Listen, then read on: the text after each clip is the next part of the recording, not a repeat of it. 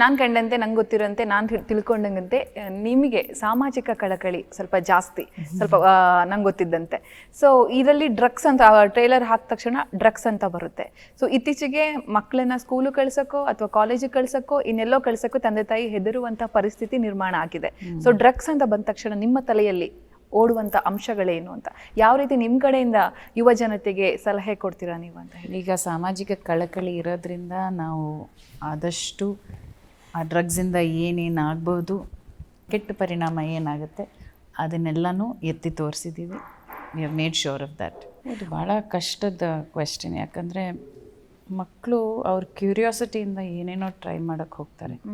So ಅದ್ರದ್ದು ಕೆಟ್ಟ ಪರಿಣಾಮಗಳು, ಅದ್ರದ್ದು sometimes saying too much also will increase curiosity in them.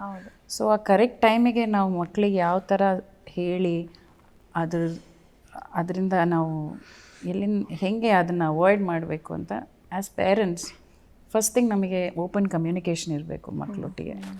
ಅವರಿಗೆ ನಾನು ಒಂದು ತಪ್ಪು ಮಾಡಿದರೆ ನಾನು ಅಮ್ಮನ ಹತ್ರ ಹೋಗಿ ಹೇಳಬೇಕು, ಇಂಥ ನಮ್ಮ ಅಪ್ಪನ ಹತ್ರ ಹೋಗಿ ಹೇಳಬೇಕು ಅಂತ ಒಂದು ಕಂಫರ್ಟ್ ನಾವು ಫಸ್ಟ್ ಮನೇಲಿ ತರಬೇಕು. ಅಫ್ಕೋರ್ಸ್ ಎಲ್ಲರ ಜೀವನ ಭಾಳ ಸುಲಭವಾಗಿ ಹೋಗಲ್ಲ, ಎಲ್ಲರ ಮನೇಲೂ ಪ್ರಾಬ್ಲಮ್ಸ್ ಇರುತ್ತೆ. ಬಟ್ ಒಬ್ಬರೊಬ್ಬರ ಹತ್ರ ಮಾತಾಡ್ಕೊಂಡು ಅದಕ್ಕೊಂದು ಸೊಲ್ಯೂಷನ್ ಹುಡುಕಿ ಮನೆ ವಾತಾವರಣ ಫಸ್ಟ್ ಚೆನ್ನಾಗಿದ್ದರೆ ಮಕ್ಕಳು ಹೊರಗಡೆ ಬೇರೆ ಯಾರನ್ನೂ ಹುಡುಕಿ ಹೋಗಲ್ಲ.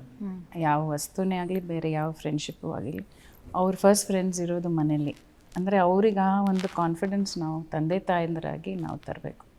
ಅಫ್ಕೋರ್ಸ್ ಸ್ಕೂಲಲ್ಲಿ ಅಲ್ಲಿ ಇಲ್ಲಿ ಎಲ್ಲ ಪಾಠಗಳಲ್ಲಿ ಹೇಳ್ಕೊಡ್ತಾರೆ, but I think your first lesson should be from your parents at home. ನಿಮಗೆ ಹೇಗೆ ಅನಿಸುತ್ತೆ ಮ್ಯಾಮ್ ಇದೆಲ್ಲ, ಈ ಟ್ರೋಲು, ಈ ಬ್ಯಾಡ್ ಕಮೆಂಟ್ಸು, ಹಿಂಸೆ, ಅದರಲ್ಲೂ ಹೆಣ್ಮಕ್ಳಿಗಂತೂ ನೆಕ್ಸ್ಟ್ ಲೆವೆಲಲ್ಲಿ ಹಿಂಸೆ ಕೊಡ್ತಾರೆ. ನಮ್ಗಳಿಗೆಲ್ಲಂತೂ ಯಾರ್ದೊಬ್ಬರು ಇಂಟರ್ವ್ಯೂ ಮಾಡ್ಕೊಬಂದರೆ ಸುಮೋಲೋ ಎಲ್ಲ ಬಂದ್ಬಿಡುತ್ತೆ, ಆಯಿತಾ? ಆ ಲೆವೆಲ್ ನಾವು ಬಯಸ್ಕೋತೀವಿ. ನಿಮ್ಮ ಸ್ಟಾರ್ಗಳನ್ನು ಬಿಟ್ಟಿಲ್ಲ, ಜರ್ನಲಿಸ್ಟ್ಗಳನ್ನು ಬಿಟ್ಟಿಲ್ಲ, ಯಾರನ್ನೂ ಬಿಟ್ಟಿಲ್ಲ. ಸೊ ನಿಮ್ಗಳಿಗೆ ಅದು ನೀವು ಅದನ್ನು ಸೀರಿಯಸ್ ಆಗಿ ತಗೋತೀರಾ, ಜಸ್ಟ್ ಇಗ್ನೋರ್ ಮಾಡ್ತೀರಾ? ಮುಂಚೆ ಆಗ್ತಿತ್ತು ನಮಗೆ, ಯಾಕಂದರೆ ಎಲ್ಲ ಹೊಸದಾಗಿತ್ತಲ್ಲ.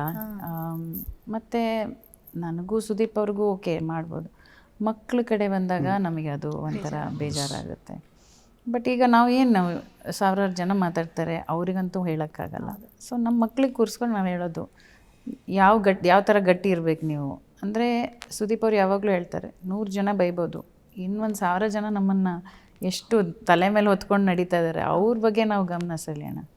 ನಾವು ಯಾಕೆ ನೆಗೆಟಿವ್ ಕಡೆ ಗಮನ ಕೊಡಬೇಕು? ಸೊ ಆದಷ್ಟು will try. I will be lying if I say it doesn't affect me.